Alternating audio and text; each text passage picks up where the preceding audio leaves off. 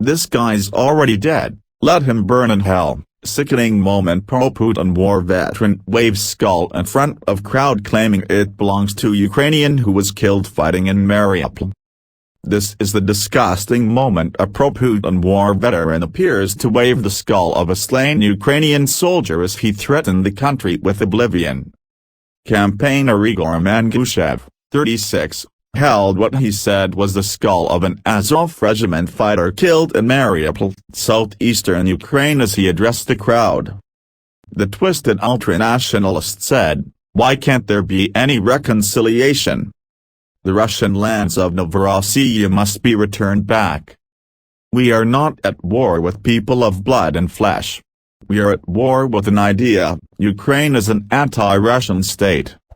Holding the skull, he was quoted by Astra Media as saying, "We're alive and this guy is already dead.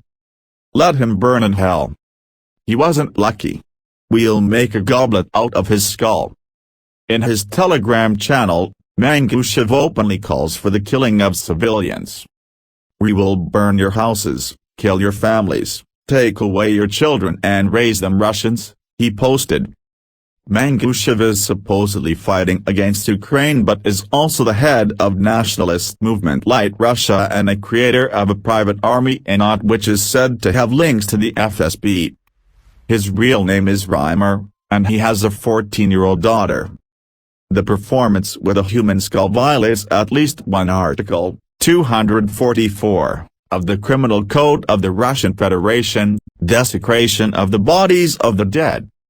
It is also a war crime in international law.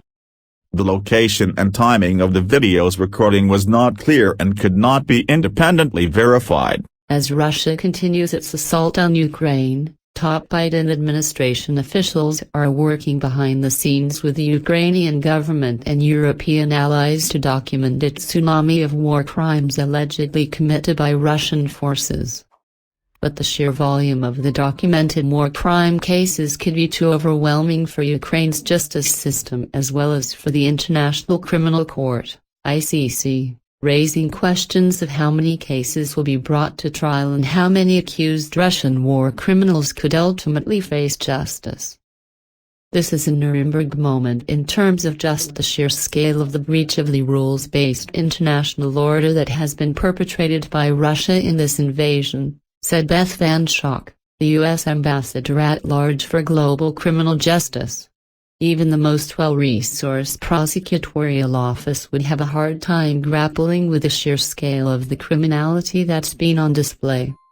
The United States joined a slew of other Western countries and international institutions in devoting resources to help Ukraine document and collect evidence on as many alleged war crimes as possible, from Russian soldiers torturing, raping, and executing Ukrainian civilians to Russian armored units and air forces indiscriminately shelling civilian targets.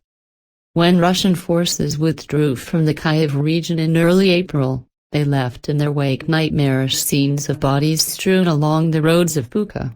The massacres came to symbolize Moscow's savage disregard for civilian life and raised fears about what awaits investigators in cities such as Mariupol, which endured months under siege by Russian forces. The efforts to document and eventually prosecute these war crimes is largely without precedent, veteran human rights activists say, both because of the sheer amount of documented cases flooding into Ukraine's central government. The Ukrainian prosecutor's office has 15,000 possible cases to investigate by the latest tally, and the fact that the government managing these cases is still battling the Russian invasion. The national legal system, even with an effective prosecutor's office, couldn't cope with 15,000 cases. Oleksandr Matviichuk, a leading Ukrainian human rights lawyer and the head of the Ukraine-based Center for Civil Liberties, told Foreign Policy during a recent visit to Washington. And remember, we are a country still at war. We have limited resources.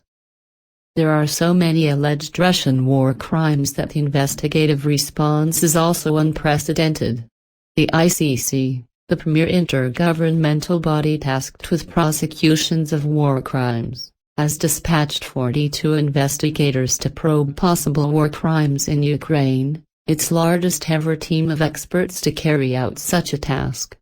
Other European countries, including Estonia, Latvia, Lithuania, Slovakia, and Poland, join Ukraine in setting up a so-called joint investigation team to cooperate on war crimes investigations, while the U.S. government is funding complementary efforts to document war crimes and support Ukrainian organizations dedicated to doing so. The Organization for Security and Cooperation in Europe, a leading multilateral organization, has also established an expert mission to document human rights abuses.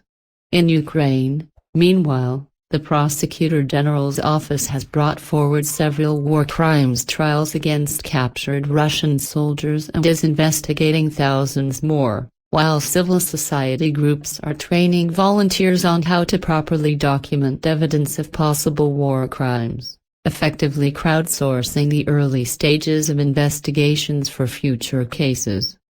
There's a growing concern among some U.S. officials and Ukrainian activists that all these concurrent efforts could eventually trip over one another and may start doing more harm than good, that is, unless there's a central hub set up to coordinate all the work.